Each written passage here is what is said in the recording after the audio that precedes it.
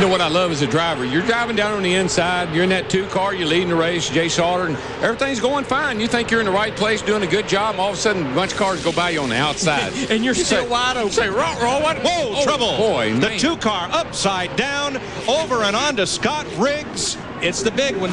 Oh, boy. Who is that still flipping? Sauter. It was Johnny Sauter.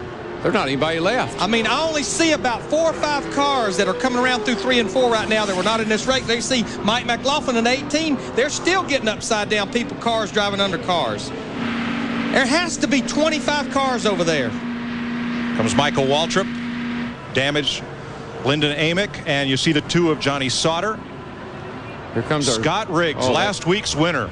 Here comes our leader, Stacy Compton. Jason Keller, Kenny Wallace, Kevin Grubb, who has come from 38th up to the top 5. Todd Bodine with damage. A little bit of damage on the front end. Not much. Jeff Purvis. Drivers climbing out. There is Ron Hornaday. Look at that jump. Going over toward Jamie McMurray. Shane Mill in the 47 car. Youngest driver in the race at age 21. Nemechek wrecked. What a mess.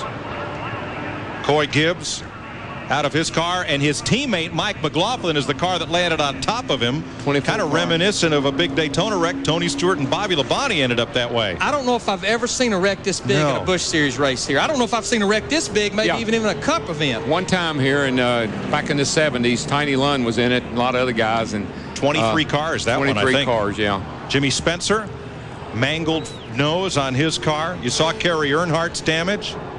The problem we have with the racing at Daytona and Talladega is this. You cannot have a single or even a couple of car incident. You run 43 cars on top of each other, you're going to have a big wreck. Randy LaJoie. There's Nemechek. He is okay. We also saw Ron Hornaday walking away.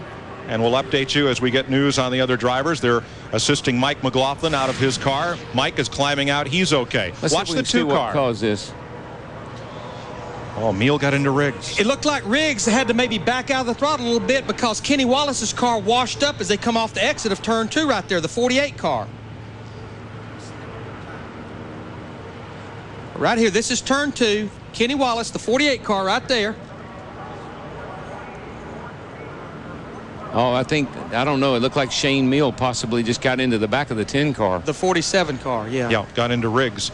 Look at that 2 flipping. Looks like Rusty Wallace's flip in the number 2 Winston Cup car here not many years ago. And when